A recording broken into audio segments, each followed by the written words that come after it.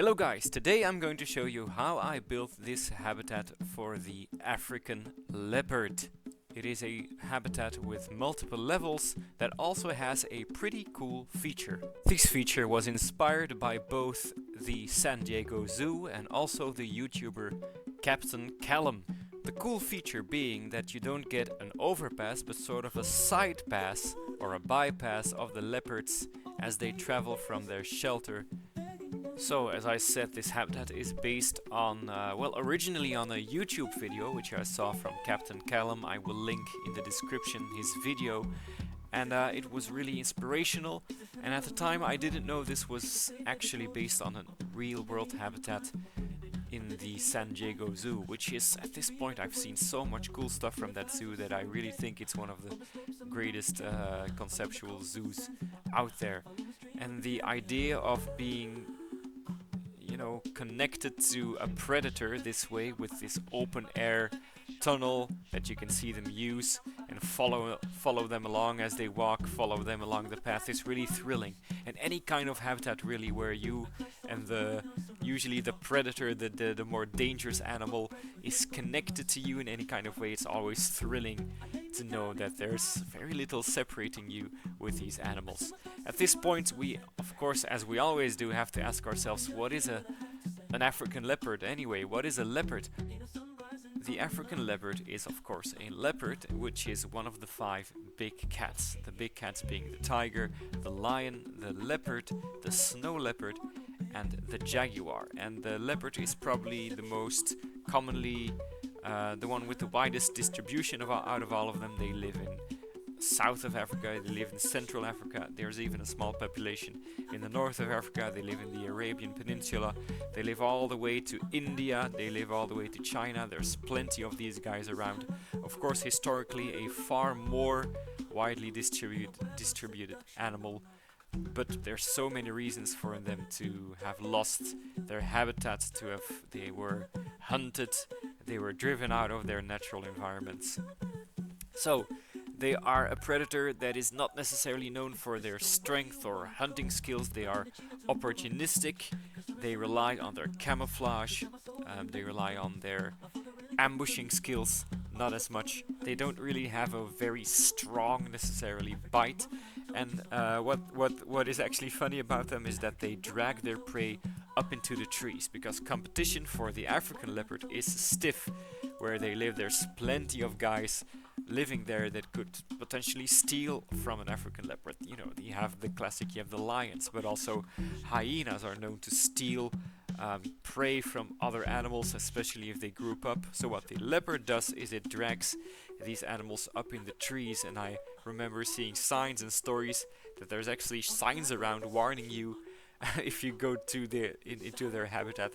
They have signs warning you that their prey could drop from the trees, like dead gazelles could drop on your head realistically if you don't watch out. So yeah, at this point you see me building the bottom level, you see me add these planks, all of which are traversable. Here I place down a blueprint that is, I will include that in the comments, that was made for a very cool wild dog build. I will, in the comments or in the description rather, I will tell you who made this and also link the video if I can find it again for the person who made this.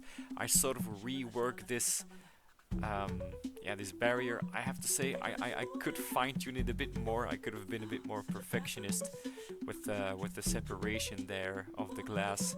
Could have done a finer job, but still I think in general it looks fine.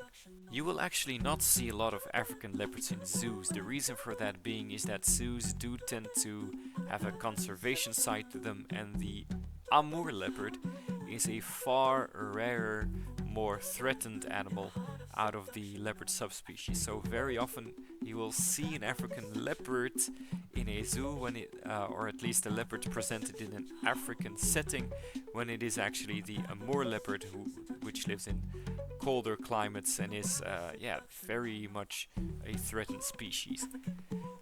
At this point, I do have a question for you, my dear audience. If you've listened to me talk up until this point, then I invite you to, in the comments, answer me this question. I have made a decision when I started this channel to upload whatever I think is fun and interesting and fulfilling. And that will include more games than the ones I've been playing so far. Also, just general discussions about my thoughts on things. I'm planning perhaps a review of the local zoo that I go to, or about some video games. And I've also included music, AI generated music. There's a whole discussion about the fact of it being AI that I will make a video about. I made one before, but I've learned some things about AI, making AI music, and I have some more thoughts about it. But I do have to ask you the question, do you think it is advisable for me to keep these things on the same channel with the general idea of it just being a reflection of me? Or do you think, Jelbu, it is actually a terrible idea, and me as a viewer, I don't enjoy you uploading two types of widely different content? And maybe a follow-up question, is there a way for me to connect these types of content in a better way?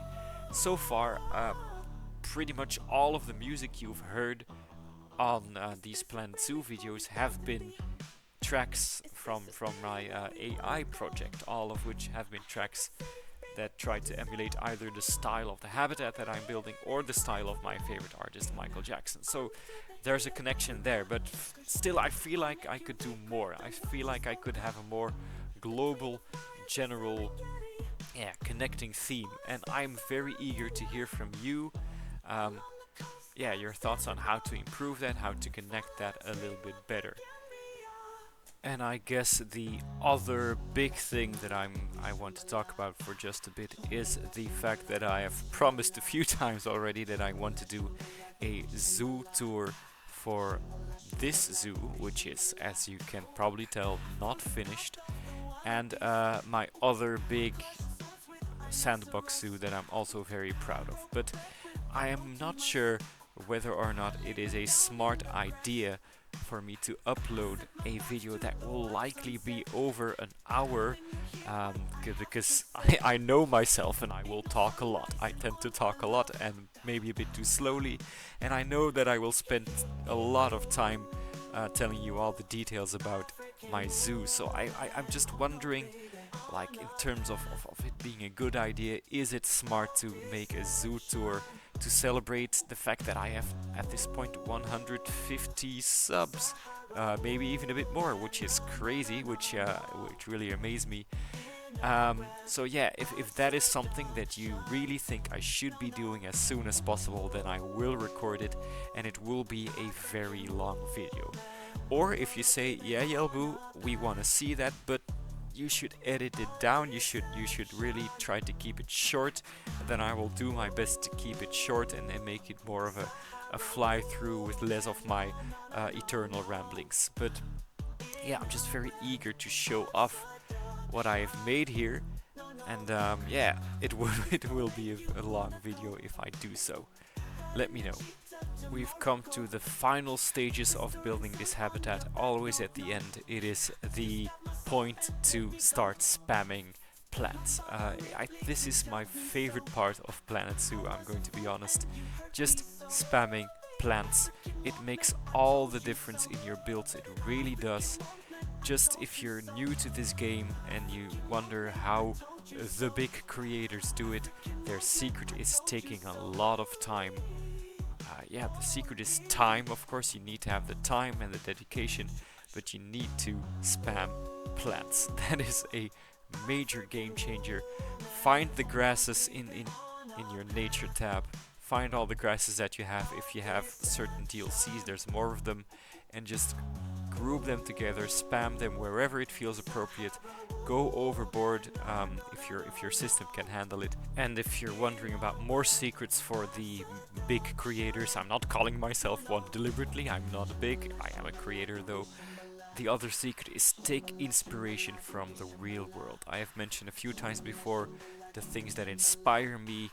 Check out real habitats in real zoos, look at how they are made, look at what works, and also watch the videos of these people, maybe their speed builds, and just try to imitate that. Maybe even download some speed builds, maybe even download some blueprints and check out how they did it. Anyway, that's it for the speed build. Let's jump into the cinematics. Okay, so just to give you the guest's view of this habitat, this is coming from the shadow trail. You get a view here of this level of the habitat. I believe one of the leopards is just going to appear right over here from their little tunnel.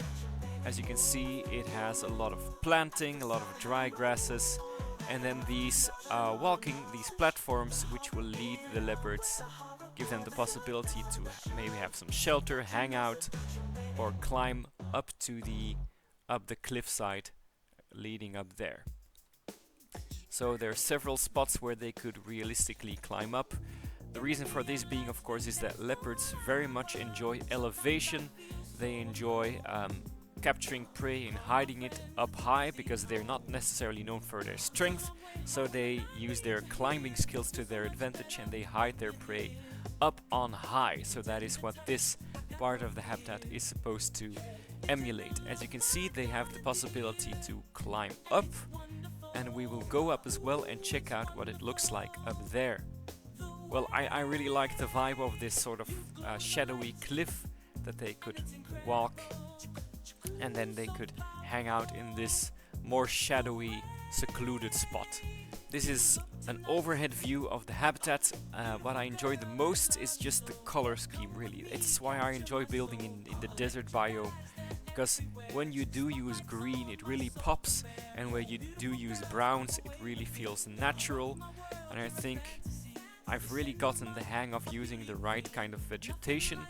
Leopards can live both in sort of more forest-like environments and more dry environments, and I think both vibes are present here, which is why this habitat, of course, is next to the forest section and the more sparse desert section right over there. Fittingly, I cannot actually see the leopards right now because they are so well camouflaged. I wonder where they are hanging out. And here you get a good view of the leopard walking through this open air tunnel, which I really like how it came out. It wasn't challenging to do necessarily, but I really like the vibe of this. The idea that as a guest you can get really close and really get that connection because of this open mesh concept. And it's it's an idea that I'm definitely going to repeat. Here you get our beautiful leopard walking past. Amazing. So guys, thank you so much for checking out. I finally did it. I finally built for the African leopard. It's not necessarily spectacular, but I think I did a good job. I really think this is an okay habitat and it fits the environment, blending in with the habitat next to it for the Ethiopian wolf, and also it's going to blend in nicely with the lemurs that are going to live here in a similar rocky forest-like environment. Thank you so much for watching, guys, once again, and I will see you for the next speed build, which is going to be, I don't know yet. I don't know what it is going to be. I can build right over here. I can build for the wild dogs, some lemurs. There's plenty.